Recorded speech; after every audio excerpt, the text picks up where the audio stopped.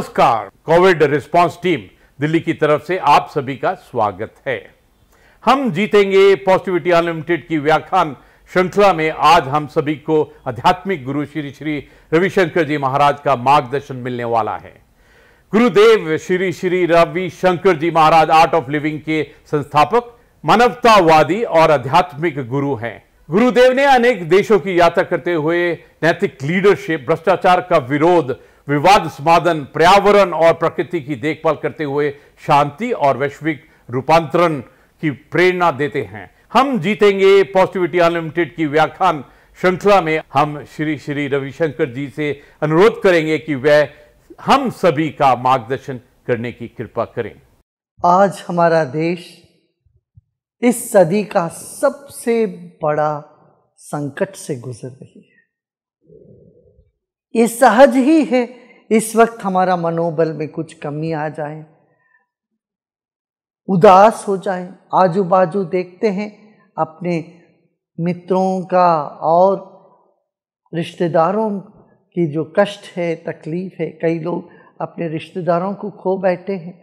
इस परिस्थिति में ये साधारण बात है कि व्यक्ति टूट जाता है। अब हमको क्या करना चाहिए? ऐसी परिस्थिति है जहां मृत्यु का तांडव देख रहे हैं, जहां बीमारी बढ़ रही है, दुख और दर्द भरा हुआ आवाज चारों ओर से हमको सुनाई दे रही। तो हम क्या करें? इस वक्त हमको 4 चीजों पर ध्यान देना चाहिए। सबसे पहली बात यह है, हर व्यक्ति के भीतर हिम्मत नाम की चीज, धैर्य नाम की चीज कुदरत ने भरा हुआ है, ईश्वर ने हमको दिया है। यही समय है उस धैर्य को जगाना। जैसे अस्पताल में डॉक्टर पेशेंट को ट्रीट करते हैं और डॉक्टर तो ठीक होते तभी तो वो कर पाते हैं। ऐसे आप समझो एक व्यक्ति आज वैद्य बन गए हो। समझना, मानसिक रूप से, सामाजिक तौर से हम सबको हमारे ऊपर एक जिम्मेदारी है। वो जिम्मेदारी निभाने के लिए हमें सबसे पहले क्या करना? हमारे भीतर की जो धैर्य है, शौर्य है, जोश है, जोश को जगाइए। जोश को जगाने से उदासीपन अपने से दूर हट जाएगा और यही समय है वो जोश जगाने का और होश संभालने का। दूसरी बात है होश संभालना। होश संभालने से हम भावुकता में आके बह नहीं जाएंगे, जिससे हम बाद में अफसोस करते रहेंगे। जब भी भावुकता से हम बह जाते हैं बाद में अफसोस होता है। इसलिए दूसरी बात यह है कि हम अपना होश संभालें। अपना दुख तो बड़ा है ही, मगर जब हम दूसरों के साथ देखते हैं उनका दुख हमसे भी बड़ा है, तो इससे भी हम सेवा प्रवृत्ति में लगने का सहज ही प्रेरित हो जाएंगे। तो सबसे पहली बात क्या है? अपने भीतर का जोश जगाएं, धैर्य को बनाए रखें। जब हम धीरज रखते हैं, धैर्य रखते हैं, हम हिम्मत और लोगों में भरने के लिए काबिल होते हैं। जब हम खुद ही टूट जाते हैं, हम किसी के काम में नहीं आएंगे। ईश्वर ने दिया है धैर्य। यह समय है हम अपने भीतर का जोश को, धैर्य को जगाएं। ये सबसे पहली बात है। दूसरी बात क्या है? हम सबके भीतर करुणा है। जब सब पार्टियां हो रही है, जब सब बढ़िया है, मौज कर रहे हैं, उस वक्त करुणा की क्या आवश्यकता है? करुणा का कब आवश्यकता है? जब व्यक्ति उदास है, दुखी है, दर्द से पीड़ित है।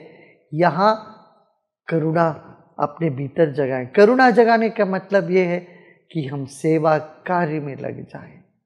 अपने से जो हो सकता है वो सेवा हम दूसरों को करें।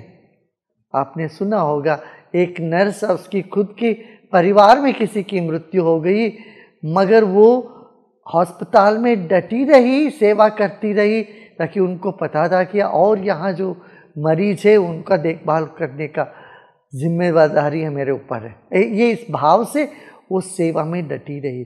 तो करुणा और सेवा का मनोभाव हम अपने भीतर जगाएं। सबके भीतर है ये, ऐसा नहीं है कि नहीं है, कहीं से हमें लाना है। हर एक व्यक्ति के भीतर छिपी हुई है सेवा भाव। तो यह समय है उस भाव को प्रकट करने का। सेवा में लग जाएं तब भी हमारा मनोबल बढ़ जाता है। ये दूसरी बात। तीसरी बात यह है, जैसे हमने कहा, जोश को तो जगाया मगर होश संभालना है। जो नियम है, कानून है, उसका पालन करते रहना है, औरों को भी उसे प्रेरित करते रहना है, होश संभालना है। ये भी बड़ा आवश्यक कदम है हम सबको उठाने के लिए। क्यों? जब हम दुखी होते हैं, हमारा मन में अस्थिरता आती है, हम अस्वस्थ लगते हैं मानसिक तौर पर, तब होश को बैठते हैं। उस वक्त हम जो भी करते हैं उस पर हमें अफसोस होने लगता बात। तो होश संभाला, ये कैसे संभाल? कुछ प्राणायाम किया करें, ध्यान किया करें, मंत्रों का उच्चारण किया करें। इससे क्या है, एक अनूठी अद्भुत आत्मबल हमको प्राप्त होता है। इस सदियों से हमारे पूर्वज करते आए हैं। जब बच्चे परीक्षा देने जाते हैं तब वो भगवान को याद करते हैं। देखिए, साल भर जैसे बीता भी हो, भगवान को याद भी नहीं किया हो, मगर जब परीक्षा नजदीक आ जाता है बच्चे भगवान को याद करते हैं।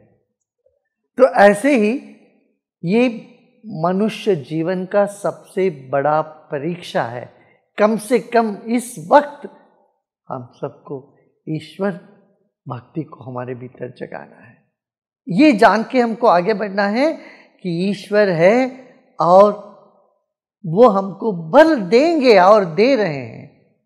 निर्बल के बलराम, हम ये बार बार कहते हैं। इस धारणा की परीक्षा है अभी।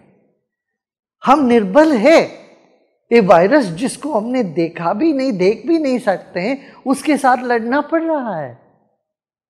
हम अपना कमजोरी को, अपनी अशक्तता को इस वक्त इतना साफ साफ महसूस कर रहे हैं।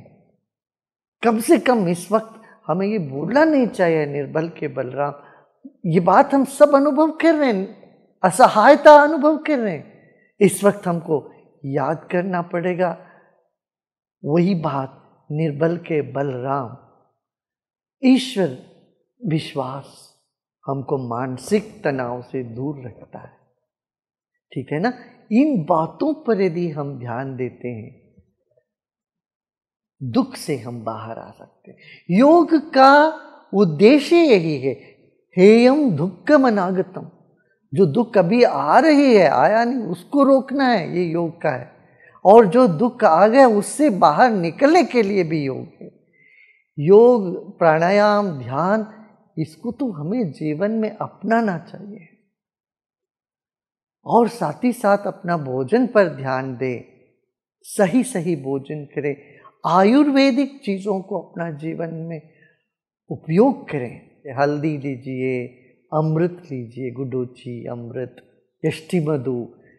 कोविड के बाद भी बहुत कमजोरियां होती है शरीर में। इस कमजोरी से बाहर आने के लिए भी हमें योग और आयुर्वेद का शरण में जाना पड़ेगा। जीवन में जितने भी कष्ट आए उन सब कष्ट से बाहर निकालने के लिए ईश्वर विश्वास हमको बल देगा, आत्मबल को बढ़ाएगा। अंत में एक बात, दिन भर नकारात्मक बातें सुनो मत, देखो मत। आप टेलीविजन के जरिए, माध्यम के जरिए, लोगों के जरिए बात क्या होती है, एक ही बात होती है, क्या बीमारी बीमारी बीमारी। नहीं, इससे हट के कुछ सकारात्मक बात करें, पॉजिटिव बातें करें। बातों से बढ़ जाती है समस्या, जो भी है, और बातें करते रहने से उसी के बारे में बढ़ता ही, बट वो कम नहीं होने वाला है। इसलिए नकारात्मक मानसिकता और नकारात्मक बातों से हमें बचना चाहिए। जितना कम हो सके उतना कम करना चाहिए इन बातों। और जो वातावरण जो बोझिल लगता है उसको हल्का करने की हर व्यक्ति कोशिश करे। ये निश्चित है हम अवश्य इस संकट से बाहर आएंगे और विजेता बन के आएंगे। जब भी कोई ताकत हमको दबाने की चेष्टा करी, हम और बलवान होके उसे निखरते आए हैं। इस बात को हम याद रखें। हाँ, याद है ना? अभी जोश जगाइए, अपने भीतर का हिम्मत जुटाइए। करुणा का अभिव्यक्ति का यही समय है। अपने भीतर की करुणा को अभिव्यक्त करें, ईश्वर विश्वास को जगाए, योग साधना और आयुर्वेद पर ध्यान दें, अपने स्वास्थ्य का ध्यान दें, औरों का भी भला के लिए आप जो भी कर सकते वो करने में तत्पर हो जाएं। इतना करने से हमारी जो ये मानसिक नकारात्मक स्थिति बढ़ती जा रही है, इससे हम बच सकते हैं। ओम शांति, जय हिंद।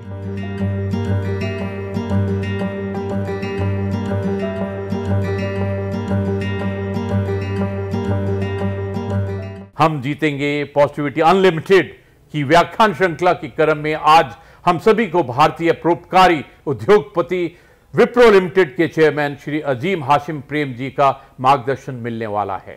भारतीय आईटी उद्योग जगत के प्रसिद्ध व्यक्तित्व अजीम हाशिम प्रेम जी के विप्रो लिमिटेड के अध्यक्ष हैं। आपकी छवि एक परोपकारी भारतीय उद्योगपति की है। 2001 में प्रेम जी द्वारा स्थापित गैर लाभकारी संगठन वर्तमान में कर्नाटक, राजस्थान, छत्तीसगढ़, पुडुचेरी, आंध्र प्रदेश, बिहार और मध्य प्रदेश में विभिन्न राज्य सरकारों के साथ साझेदारी में काम कर रहा है। स्कूल शिक्षा की गुणवत्ता और इक्विटी के सुधार करने के योगदान देने के लिए उनके संगठन ने बड़े पैमाने पर ग्रामीण इलाकों में अद्भुत कार्य किया है। अजीम प्रेम जी वित्तीय वर्ष 2020 में सबसे दानवीर भारतीय बने। दिग्गज सूचना तकनीक कंपनी विप्रो के संस्थापक प्रेम जी ने पिछले वर्ष परोपकारियों की सूची में पहला स्थान हासिल किया था। 2010 में उन्हें एशिया वीक द्वारा भारत के 20 सबसे शक्तिशाली पुरुषों में एक चुना गया था। उन्हें 2 बार टाइम्स मैगजीन द्वारा 100 सबसे अधिक प्रभावशाली लोगों में सूचीबद्ध किया जा चुका है। श्री अजीम हाशिम प्रेम जी से अनुरोध है कि पॉजिटिविटी अनलिमिटेड की इस टॉक सीरीज में हम सभी को संबोधित करें। Let me start not with a good morning or good evening, but by sharing the grief of too many of our people who have lost their friends and family in this unprecedented crisis. I wish that all of us have the courage and strength to deal with this tragedy that is still unfolding. In this hour of crisis, I just want to say 3 things. First, we must act with the greatest of speed on all fronts, and these actions must be based on good science. Actions that are not based on science in reality have a detrimental effect on the cause. At the core of the idea of good science is a matter of being willing to accept and confront the truth. So we must confront this crisis, its scale, its spread, and its depth truthfully. Science and truth are the foundation on which we can tackle this crisis and ensure that it is not repeated. Second, in this situation, the country must come together as one. We must drop all our differences, understanding that this situation requires unity of action. Together we are stronger, divided we continue to struggle. Third, we have to be absolutely focused on the plight of the most vulnerable. As it is, the overall situation is heartbreaking, but if we were to look at the villages and those in poverty, it is not only the pandemic, but also the economic effects that are devastating people's lives. All our actions must give vulnerable the priority as they deserve. And also, we come out of this crisis, we need to restructure our society and economy such that our country does not have this kind of inequity and injustice. In the end, I can only urge every one of us to come together and do everything we can and more, because the hour demands it. I wish all of you safety and strength.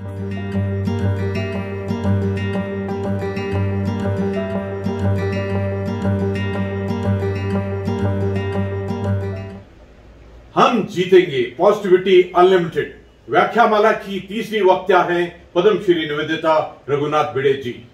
Doctor Nivedita Raghunath भिड़े जी सुप्रसिद्ध सामाजिक कार्यकर्ता हैं। आप विवेकानंद केंद्र कन्याकुमारी की उपाध्यक्ष हैं। वर्ष 2017 में भारत सरकार ने आपको पद्मश्री से सम्मानित किया। डॉक्टर निवेदिता जी ने स्वामी विवेकानंद जी की रेलेवेंसी पर भारत सहित विश्व के अनेक देशों में व्याख्यान दिए हैं। डॉक्टर निवेदिता जी से आग्रह है कि अपने विचारों से हम सभी को लाभान्वित करें।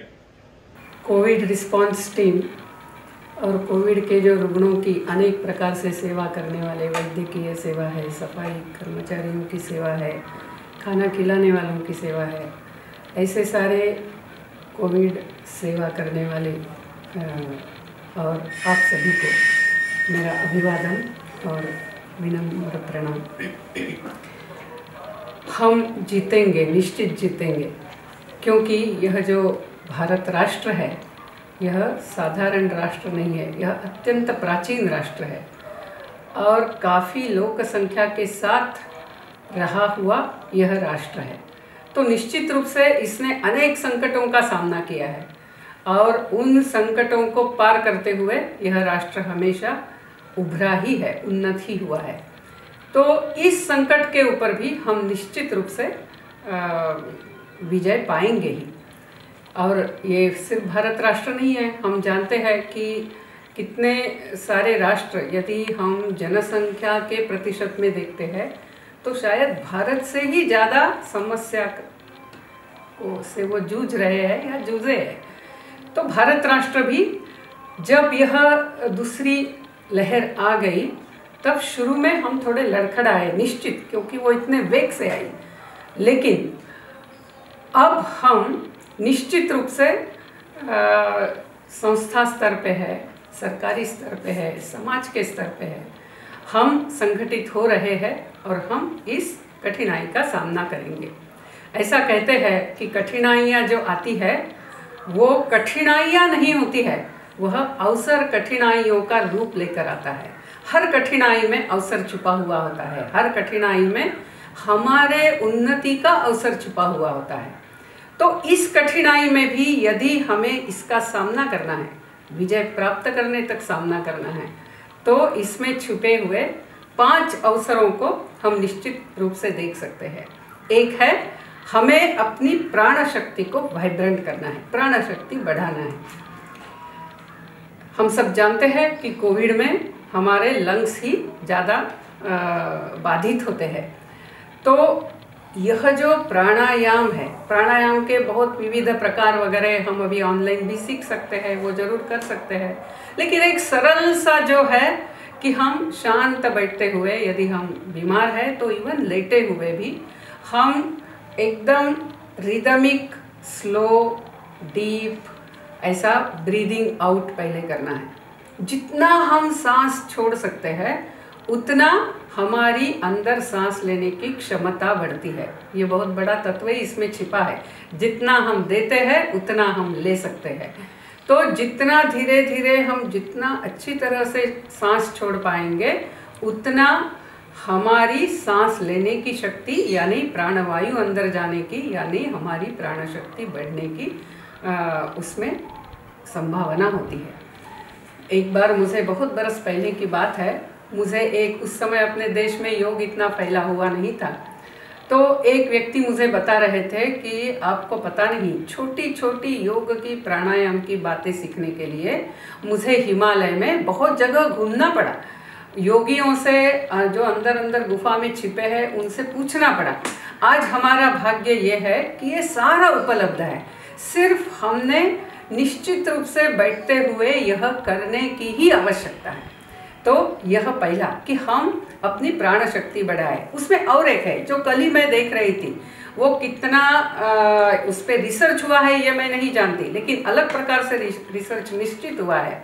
और वो ऐसा कहते हैं कि यदि हम ओंकार का उच्चारण बार बार यानी कुछ समझिए 5 मिनट के लिए 10 मिनट के लिए सवेरे और शाम को करते हैं तो उससे हमारी इस कोविड से मुकाबला करने की शक्ति बढ़ती है। हम सब जानते हैं कि ये पूरा विश्व ही एक स्पंदन है, यानी आज अभी मैं बोल रही हूँ वो स्पंदन के रूप में अलग अलग एनर्जी में सेव होते हुए आखिर आप सबके पास पहुँच रहा है। तो हर कुछ स्पंदन है, यानी शब्द स्पंदन है, हम देख रहे हैं वो स्पंदन है। ये कुर्सी है, इसमें छोटे छोटे अणु परमाणु है, उसमें भी बहुत वेग से स्पंदन चल रहा है। तो ओंकार का जो स्पंदन है वो शरीर में सकारात्मक बदलाव लाता है। ये अन्य रिसर्च में, संशोधन में सिद्ध हुआ है। कोविड को लेते हुए अभी नहीं हुआ है, लेकिन एक डॉक्टर अपना अनुभव बता रहे थे कि यदि हम ओंकार का उच्चारण करते हैं तो हमारी वह शक्ति बढ़ती है। अभी ओंकार का उच्चारण हम दोनों संध्या के समय, यानी जैसे प्रातः संध्या है और सायं संध्या है, दोनों समय यदि करते हैं तो उस समय स्पंदनों को रिसीव करने की और उसके अनुसार शरीर में परिणाम लाने की शरीर और मन की तैयारी ज़्यादा होती है। तो इसीलिए अपनी प्राण शक्ति बढ़ाने के लिए एक अवसर हमें मिला है। और ये प्राण शक्ति हमें सिर्फ अभी कोविड से लड़ने के लिए ही नहीं, पूरे जीवन में ही आवश्यक होती है। तो वो हम आत्मसात करेंगे और निश्चित रूप से, नियमित रूप से प्राणायाम और ओंकार के पठन में हम लगेंगे। दूसरा जो है जो अवसर छिपा है वो है मन की अनंत शक्तियों को समझना। यानी मन यदि हार जाता है तो हम हार जाते हैं। मन यदि सोचता है कि नहीं मैं ऐसे करूँगा तो वैसा हो सकता है, क्योंकि हमारा जो अवचेतन मन है, सचेतन मन नहीं अवचेतन है, उसकी शक्ति प्रगाढ़ है। स्वामी विवेकानंद का पावर्स ऑफ द माइंड पुस्तक है। आज आप इंटरनेट में डालिए कि पावर्स ऑफ सबकॉन्शियस माइंड, आपको ढेर सारे पुस्तकों की नाम मिलेंगे।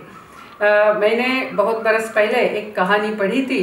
वो कहानी बहुत प्रसिद्ध कहानी है। उस कहानी में एक युवती बीमार थी और वो बीमार हो गई। पतझड़ का ऋतु था और उसके खिड़की के बाहर जो बेला थी उसके यानी क्रीपर जो थी उसके एक एक पत्ते गिर रहे थे और उसके मन ने ये ठान लिया कि जब पूरे पत्ते गिरेंगे मैं मर जाऊंगी। और जैसे ही पत्तों की संख्या कम होती गई, इसकी रोग से लड़ा देने की इच्छा ही समाप्त हो गई। वो बोल रही थी बस अब तो 2 ही पत्ते बचे हैं, ये गिर जाएंगे तब तो मेरा आयुष्य समाप्त हो गया। तो दूसरा एक जो कलाकार, ये सारे कलाकार ही थे, कलाकारों की कॉलोनी थी वो, तो दूसरे एक कलाकार ने ये समझ लिया कि ये मन से हारी है। तो उन्होंने क्या किया, उन्होंने रात में बैठते हुए बाहर उस खिड़की के कांच पर ही उस बेल के 2 पत्तों का उन्होंने चित्र निकाला। बाद में वो बेल के तो 2 पत्ते गिर गए, लेकिन ये बीमार थी और दूर से ऐसे खिड़की से देखती थी तो उसको लगा ये बेल के 2 पत्ते ऐसे ही है। अभी पत्ते गिरने का समय हो गया फिर भी पत्ते गिरे नहीं हैं, और फिर उसको उत्साह आ गया कि नहीं, इसका मतलब मैं मरने वाली नहीं हूँ। यानी ये मन की शक्ति है। हम यदि डर गए कोरोना होगा क्या तो वो हो जाएगा, मुझे बहुत सीरियस होगा क्या तो सीरियस हो जाएगा। और यानी हम जैसा सोचते हैं वैसा हम होते हैं। तो इसीलिए ये मन की शक्ति बढ़ाना है। तो रोज मैं क्या चाहती हूँ, मैं स्वास्थ्य चाहती हूँ, मैं सबके साथ योग्य व्यवहार करना चाहती हूँ। तो जब ये अवचेतन मन, वो तो हमेशा जागरूक रहता है, सचेतन मन जब शांत होने का समय होता है, यानी निद्रा के पहले, और जब हम सवेरे उठते हैं, हम थोड़ी देर के लिए यदि स्वास्थ्य का सकारात्मक विचार करें, अपने पूरे परिवार का, समाज का, राष्ट्र का, इस पूरे मानव समाज के सामने जो समस्या है उसका सकारात्मक विचार करेंगे, तो मन की जो सकारात्मक शक्ति है वो निश्चित रूप से जागृत होगी। तो दूसरा ये हमें अवसर मिला है अपनी मन की शक्ति सकारात्मक कार्यों में लगाने का तरीका प्राप्त करने का। तो ये दूसरा अवसर मिला है। फिर तीसरा जो है कि आज कभी होता नहीं था, हमेशा हर कोई अपने इसमें है, बच्चे अपने पढ़ाई में है, स्कूल में जाते हैं, माँ पिताजी अपने काम में हैं, लेकिन आज हम एक जगह बैठना पड़ रहा है, परिवार एक साथ है। तो रोज टीवी पे क्या चल रहा है और डर के मारे शायद अपने परिवार में भी किसी को कोरोना हो रहा है, ये सारा लेते हुए सतत नकारात्मक भय के वातावरण में रहने के बजाय आज हमें जो एक साथ रहना है, हम कैसे रहेंगे? तो यह जो कालखंड है जब हमें एक साथ अंदर ही रहना पड़ा है, वो हमारे बच्चों के, हमारे परिवार के स्मृति में एक अविस्मरणीय ऐसा काल हो। ऐसा प्रयास हम करेंगे। और बहुत ज़्यादा ये टीवी वगैरह कितना कोरोना हो रहा है, कितनी संख्या बढ़ रही है, ठीक है, एक बार देख लिया हो गया, बाकी हमारा समय ऐसे सकारात्मक इसमें लगाना चाहिए। और हम कितने प्रकार से लगा सकते हैं, यानी हम ही जानते हैं कि यदि परिवार तय करता है तो बहुत सारा कुछ हो सकता है। आप ऐसा भी कर सकते हैं कि आप एक नई भाषा सीखने का तय कर सकते हैं, तो सब लोग सीखेंगे। आजकल मोबाइल पे तो सारे ऐप उपलब्ध हैं, हम भाषा सीखेंगे, फिर हम एक दूसरों के साथ एक दिन उसी भाषा में बोलेंगे। ये शुरू कीजिए, हमारा सारा दिमाग अच्छे इसमें लगेगा, हम नई भाषा सीखेंगे। मैंने ऐसा पढ़ा था कि इजराइल में जब सारे जू वापस गए इजराइल स्वतंत्र होने के बाद, तब हिब्रू भाषा कोई बोलता नहीं था, लेकिन एक थे व्यक्ति, वो घर में डिक्शनरी लेकर आए और बच्चे और पत्नी के सामने रखी और बोले आज से हम हिब्रू में ही बोलेंगे, हमें यदि शब्द नहीं आता है तो डिक्शनरी में देखेंगे और बात करेंगे, कोई दूसरी भाषा में बोलेगा मैं सुनूंगा नहीं। और ऐसा हर एक ने किया, तो पूरा यानी इजराइल में हिब्रू भाषा बहुत अच्छी तरह से सुधर गई। यानी हम भी कर सकते हैं। हम उत्तर भारत के हैं तो हम दक्षिण भारत की कोई भाषा सीखें, हम दक्षिण भारत के हैं तो हम पूर्व भारत या उत्तर भारत की कोई भाषा सीखें, या हम संस्कृत सीखें, घर में सारे संस्कृत में बोलना सीखें। और ये सारा उपलब्ध है, यानी पूरे परिवार, बहुत आनंद आएगा, सब एक दूसरों के साथ दूसरी भाषा में बात कर रहे। या हम सूर्य नमस्कार करें पूरा परिवार साथ में, और रोज उसको ऐड करें कि एक एक परिवार का कितना हो रहा है, और अपना जो डिस्टेंट परिवार है उनके साथ कंपेयर करें। हम ये भी कर सकते हैं। हम जैसी बच्चों की एज है उसके अनुसार हम बच्चों के साथ उनको कोई नया कला ले सकते हैं। हमें कुछ आती है तो हम उनको सिखाएंगे, पहेलियाँ बुझा सकते हैं, कहानियाँ बता सकते हैं, खेल खेल सकते हैं, ऐसा अनेक कुछ कर सकते हैं। खाना एक साथ मिलके बना सकते हैं, यानी तय करना है आज का खाना सब लोग मिलके बनाएंगे, और फिर उसमें सब लोग एक दूसरों को मदद करेंगे, फिर उसमें और आनंद आएगा। तो आज ऐसा एक साथ रहने के लिए मिला है, तो अरे हम बाहर नहीं जा सकते करके हम रोने वाले होंगे नहीं, क्योंकि कारण का रोना रोने से कभी न कोई जीता है, जो विष धारण कर सकता है वह अमृत को पीता है। तो हमें ये कठिन काल को पचाना आना चाहिए, तभी उसमें जो अमृत छिपा है वो हमें प्राप्त होगा। फिर चौथा जो है अवसर छिपा हुआ वो सेवा का है, यानी आज हम संगठनों के साथ जुड़ते हुए जो संगठन सेवा कर रहे, मैं क्या सेवा दे सकती हूँ, इसका हम प्रयत्न करें। हम यदि ऐसा कुछ संभव नहीं है मेरे लिए तो ठीक है, मेरे ही कॉलोनी में किसी को कोरोना हुआ है, वो पत्नी हॉस्पिटल में गई है, घर में छोटे बच्चे और उनके सिर्फ दादाजी है, क्योंकि पति भी हॉस्पिटल में गए हैं, ऐसी स्थिति भी हो सकती है। तो हम उन तीनों को खाना बना के रोज देंगे, हम इतना कर सकते हैं। कहाँ कहाँ है, सब जगह सेवा का अवसर उपलब्ध है। मैं क्या करते हुए मैं कैसे करके सेवा दूं, ये हम सोच सकते हैं। और समझिए कि हम ये कुछ भी नहीं कर सकते, तो समझिए मैं पेशेंट ही हूँ और बेड पे लेटी हूँ, मैं कुछ नहीं कर सकती हूँ, ऐसा भी नहीं है। हम सब कुछ कर सकते हैं, हम सारे कुछ न कुछ कर सकते हैं। हम कम से कम रोज एकदम संकल्प लेते हुए याद कीजिए कि कितने लोग वेंटिलेटर पे है, ऑक्सीजन लेवल कम हो रही इसलिए ऑक्सीजन पे है, या बीमार है, उन सब के लिए हम प्रार्थना तो निश्चित रूप से कर सकते हैं। जो जो हमारे जिस भी भगवान को हम मानते हैं उस भगवान की हम प्रार्थना कर सकते हैं, राम रक्षा स्तोत्र बोल सकते हैं, विष्णु सहस्त्र नाम बोल सकते हैं, संकल्प करते हुए, यानी सब अच्छे हो।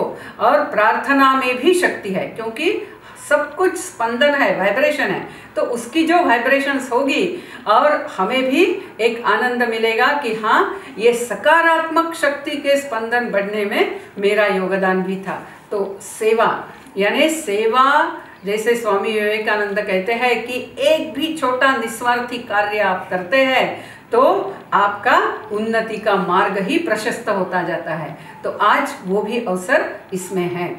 फिर पांचवा यदि हम देखें तो मृत्यु का डर कहीं ना कहीं ऐसा हो गया, क्योंकि हम ज़्यादा भौतिकवादी हो रहे थे, ज़्यादा से ज़्यादा चीज़ें बटोरने में लग रहे थे, उसके पीछे दौड़ रहे थे, और कहीं ना कहीं हम ज़्यादा देह बुद्धि में स्थित होने लग गए, यानी मैं यानी कौन, तो ये शरीर, और फिर अभी उसके मृत्यु के डर में हम आ रहे ऐसा लगता है। लेकिन हम ऋषि मुनियों के संतान हैं, हम उस देश की संतान है जिस देश में मृत्यु ये पूर्ण विराम नहीं है, तो मृत्यु ये स्वल्प विराम है। हम मृत्यु को डरने वाले नहीं हैं। इस देश के लोगों को मृत्यु का डर नहीं है। ये जब अलेक्जेंडर को समझा, आप जानते हैं वो डंडामिस की कहानी, जब वो डंडामिस के सामने गए और हाथ में तलवार लेकर बोले कि मैं जगत जेता सिकंदर, मैंने तुमको बुलाया और तुम मुझे मिलने आए नहीं, मैं तुम्हारे शरीर के टुकड़े टुकड़े कर दूंगा।